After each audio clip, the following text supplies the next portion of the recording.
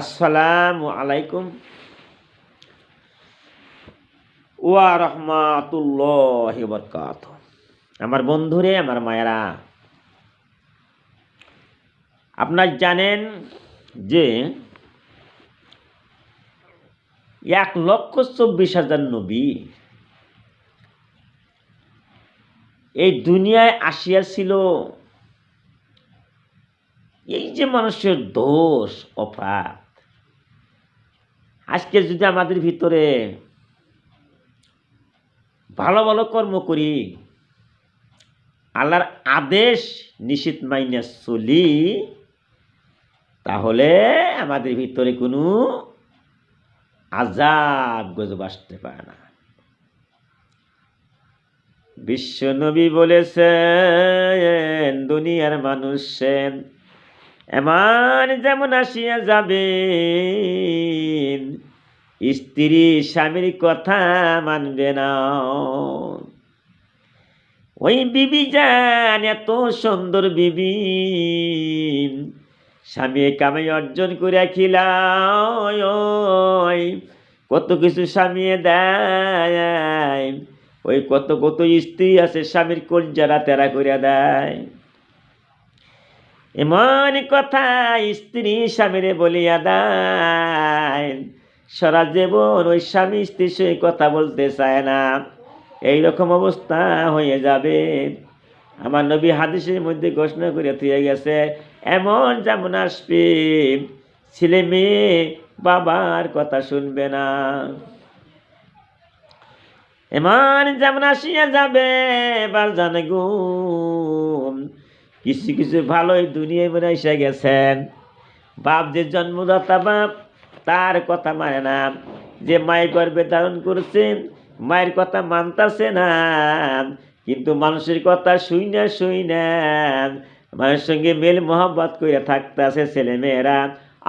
ছেলেমেয়েরা শোনো, আমি আসামের আমির হামজা হাদিস থেকে কথা বলতেছি, কোরআনে কথা বলতেছি। যখন ছেলেমেয়েরা পিতা মাতার কথা শুনবে না, পিতা মাতার কলজায় দুঃখ দেবে, পিতা মাতার আঘাত দিবে, আর ওই সময় আমার নবী ঘোষণা করে গেল, তাড়াতাড়ি কিয়ামত আসিয়া যাবে, আই দুনিয়া ধ্বংস হয়ে যাবে, চন্দ্র সূর্য খইসা খইসা পড়বে। বন্ধুরা, তোমার গ্রামের মানুষ মরতাছে, তোমার দাদা মরিয়া গেছে, তোমার নানি মরিয়া গেছে, তুমি তাও এখনো চৈতন্য পাইলে না। তোমার গ্রামের মানুষ, কত মানুষ মরিয়া গেল, তুমি তো ভালো করে জানো, তাও কেন রোজা থাকো না, কেন নামাজ পড়ো না? তুমি যখন মরিয়া যাইবে, মৃত্যুর পরে কি তুমি নামাজ পড়তে পারবা? মৃত্যুর পরে কি তুমি দান খয়রাত করতে পারবা? আমার বন্ধুরে যুগে যুগে নবী আল্লাহ পাঠাইয়াছিল, নবীর কথা মানুষে মানে নাই, নবীকে বিশ্বাস করে নাই, নবীকে মারধর করেছে, নবীকে মারার জন্য চেষ্টা করেছে। ওই সময়ের ভিতরে আমার আল্লাহ গজব দিছে, নাউজুবিল্লাহ। তাই শুনে বন্ধুরে, হযরত হিজকিল আলাইহিস সালাম এমন একটা নবী দুনিয়ার মধ্যে পাঠাইয়া দিয়াছিল। বাজন, কাসাসুল আম্বিয়ার ভিতরে আমি পাইছি, কাসাসুল আম্বিয়া নামে একটা কিতাব আছে। ওই কিতাবটা বাজন তোমরা পড়িয়া দেখো, মায়েরা পড়িয়া দেখো, যত নবীর হিস্ট্রি কাহিনী কাসুল আম্বিয়ার ভিতরে আছে। সুবহানাল্লাহ, কোরআনে আয়াত আছে, কি সুন্দর কথাগুলো। সেই নবীর নাম হইতেছে হযরত হিজকিল আলাইহিস সালাম। তার ঘটনা আমি অল্প সময়ের ভিতরে বক্তব্য শেষ করতেছি। হযরত হিজকিল আলাইহিস সালাম ইন্তেকাল শেষে ঘটনাস্থলে গিয়ে অসংখ্য লোকের মৃত্যুজনিত পরিস্থিতি দর্শনে বিস্ময়ে হতবাক হয়ে পড়েন। আর হিজকিল আলাইহিস সালাম যখন দেখল কত মানুষ মরিয়া গেছে, আল্লাহর গজবে অনেক মানুষ মরিয়া গেছে, বাজান হিজকিল অস্থির হয়ে গেল, কি করা যায়। আর কারো কারো মতে মৃত্যু ঘটনা সংঘটনের দীর্ঘকাল পরে হযরত হিজকিল আলাইহিস সালাম এসব মৃত্যুদেহ যে ভূমিতে প্রাচীর ঘেরা ছিল, সেখানে দিয়ে কোথাও যাচ্ছিলেন, তিনি অসংখ্য মৃত্যুদেহের হাড়গুড় দেখে বিস্ময়ে অভিভূত হয়ে পড়েন। যখন মানুষ মরিয়া গেছে, হাড্ডি গুড্ডি দেখা যায়, হাজার হাজার হাড্ডি, মানুষের হাড্ডি দেখা যায়। হাড্ডি দেখিয়ে হয়তো হিজকিল আলাইহিসসালাম আশ্রিত হয়ে গেল। রব্বুল আলামিন আর কি করা যায়। হারে তখন ওই আল্লাহ তাআলা ওহির মাধ্যমে হযরত হিজকিল আলাইহিসসালামকে এদের মৃত্যুর ঘটনা অবহিত করেন। আমার আল্লাহ বললেন, ও হিজকিল নবী রে, তুমি তো জানো না কেন এত মানুষ আমি গজব দিয়ে মারাচ্ছি। এই মানুষগুলি নবীর কথা মানতাছে না, নবীর নাফরমানি করে, আল্লাহকে বিশ্বাস করে না। এই জন্যই গো নবী আমার আল্লাহ বলিয়া দিল, এই জন্যই মানুষের উপর আল্লাহ গজব নাযিল করেছে, এই জন্যই মানুষে মরিয়া গেছে, গজব দিয়ে আল্লাহ শেষ করে দিছে। এখনো যদি এই বিশ্বর জমিনে মানুষ আল্লাহ নাফরমানি করে, দুনিয়ার মধ্যে জায়গায় জায়গায় গজব হইতাছে। কতগুলো সত্য না মিথ্যা? আমি যে কথাগুলি বলতেছি বুঝলেন, সত্য কথা বলতেছি, তোমরা বিশ্বাস করো। তিনি খুবই মর্মাহত হন এবং এসব মৃত্যুকে পুনর্জীবন দান করতে আল্লাহর দরবারে দোয়া করেন। সুবহানাল্লাহ। সকলে করিতে পারো আল্লাহ কোরআনে শুনি, মরা মানুষ তাজা করো কেতাবেতে পাওয়া যায়, সকলে করিতে পারো আল্লাহ কোরআনে শুনি।